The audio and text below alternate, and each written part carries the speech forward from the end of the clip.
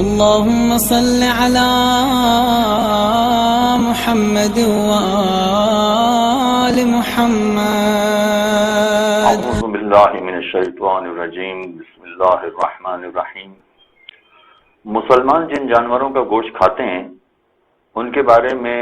ایک شرط یہ بھی ہے کہ اس جانور کو کسی مسلمان نے ذبح کیا ہو. اگر اس کا یقین نہ ہو کہ اس جانور کو کسی مسلمان نے ذبح کیا ہے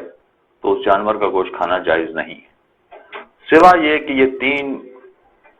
استثناء یا ایکسیپشنز ہیں کہ جہاں اس بات کا یقین حاصل کرنا ضروری نہیں ہے کہ جانور کو مسلمان نے ذبح کیا ہے. وہ 3 ایکسیپشنز یہ ہیں کہ اگر جانور کسی مسلمان ملک میں ذبح ہوا ہو اور مسلمان ملک میں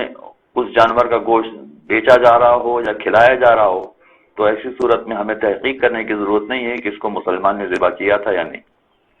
نمبر 2 یہ کہ مسلمان مارکیٹوں میں گوشت بیچا جا رہا ہو، چاہے ملک مسلمانوں کا نہ ہو مگر مارکیٹ مسلمانوں کی ہو اور ان مارکیٹوں میں مسلمان گوشت بیچ رہے ہوں تو پھر ہمیں تحقیق کرنے کی ضرورت نہیں ہے کہ مسلمان نے ذبح کیا تھا یا نہیں کیا تھا. اور نمبر 3 یہ کہ اگر گوشت کو مسلمان بیچ رہا ہو اس طریقے سے کہ جیسے کھانے کے لیے گوشت بیچا جاتا ہے، اگر مسلمان اسے بیچ رہا ہے اور اس انداز سے بیچ رہا ہے کہ جیسے کھانے کے لیے گوشت استعمال کیا جائے گا تو ایسی صورت میں پھر تحقیق کرنے کی ضرورت نہیں ہے کہ اس کو مسلمان نے ذبح کیا ہے یا نہیں کیا ہے. ان 3 طریقوں کے علاوہ اگر کہیں پر ہمیں گوشت ملتا ہے تو ہم اس کو کھا نہیں سکتے جب تک کہ ان 3 میں سے کوئی ایک بات پوری نہ ہو جائے یا ہمیں یقین نہ ہو جائے کہ یہ مسلمان کا ذبح کیا ہوا ہے. لہذا جن ممالک میں ہمارا جانا ہوتا ہے، مثلا فرض کیجئے کہ ایئر لائنز میں ہمارا سفر کرنا ہوتا ہے، تو اگر وہ ایئر لائن مسلمانوں کی نہیں ہے تو ہم وہ گوشت نہیں کھا سکتے ہیں جب تک کہ ہمیں یقین نہ ہو جائے کہ یا تو اس کو شرعی طریقے سے ذبح کیا گیا ہے یا یہ 3 علامتیں جو میں نے ابھی آپ کو بتائی ہیں ان میں سے کوئی پوری نہ ہو رہی. اور یہی معاملہ ان تمام ممالک کے حوالے سے ہو جائے گا کہ جہاں لوگ سفر کرتے ہیں، چائنا ہے، ہانگ کانگ ہے، جاپان ہے یا دوسرے نان مسلم کنٹریز ہیں، جہاں سفر کرتے ہیں وہاں اگر ان کو گوشت کھانے کے لیے دیا جاتا ہے تو وہ نہیں کھا سکتے جب تک کہ یقین نہ ہو یا یہ 3 علامتیں نہ پائی جائیں. اگر یہ 3 علامتیں پائی جائیں تو کوئی حرج نہیں، پھر تحقیق کرنے کی ضرورت نہیں ہے، پھر وہ گوشت ہم کھا سکتے ہیں، چاہے وہ گوشت مارکیٹ میں بکنے والا ہو یا مثلا وہ کسی فرانچائز میں KFC میں مثلا بکنے والا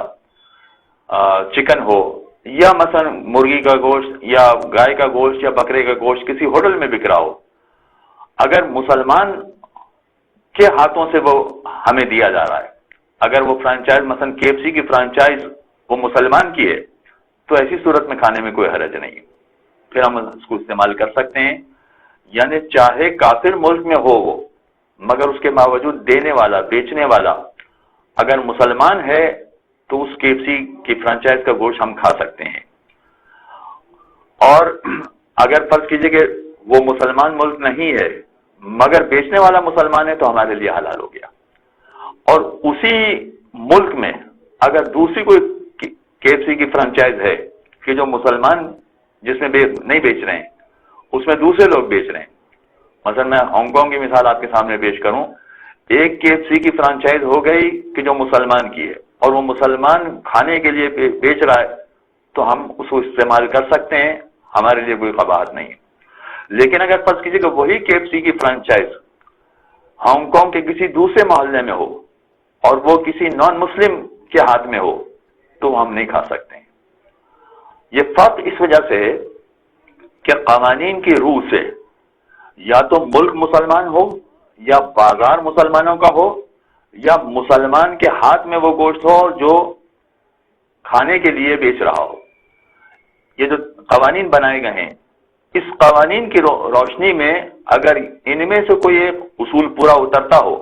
تو ہمارے لیے وہ گوشت کھانا صحیح ہو جائے گا، اور اگر وہ اصول پورا نہ اترتا ہو تو ہمارے لیے گوشت کھانا صحیح نہیں ہوگا. لہذا ایک ہی ملک میں، جیسے میں ہانگ کانگ کی مثال بار بار پیش کر رہا ہوں کہ ہانگ کانگ کے ایک فرانچائز میں KFC کھانا صحیح ہو جائے گا، اور KFC کی مثال بھی میں یعنی کسی خاص وجہ سے پیش نہیں کر رہا اس لیے کہ اس کا نام زیادہ شہرت رکھتا ہے، اس وجہ سے اس کی بات کر رہا ہوں. اگر مسلمان وہ گوشت بیچ رہا ہے تو کھانے میں کوئی قباحت نہیں ہے، لیکن اسی ملک میں اگر کوئی نان مسلم اسی چیز کو بیچ رہا ہے تو وہ نہیں کھا سکتے، اس لیے کہ وہ اصول کے برخلاف ہو جائے گا. تو یہاں اصول کو پیش نظر رکھا گیا ہے. شرعی مسائل میں ہمیں اپنی منطق، اپنی لاجک، اپنے ذہنی اختراع ان کا خیال نہیں رکھنا ہوتا ہے، بلکہ قرآن و حدیث میں جو اصول بتائے گئے ہیں ان اصولوں کی مدد سے ہم طے کرتے ہیں کہ یہ کام ہمارے لیے صحیح ہے یا صحیح نہیں ہے. وصلی اللہ علی محمد وآلہ. اللهم صل على محمد وآل محمد.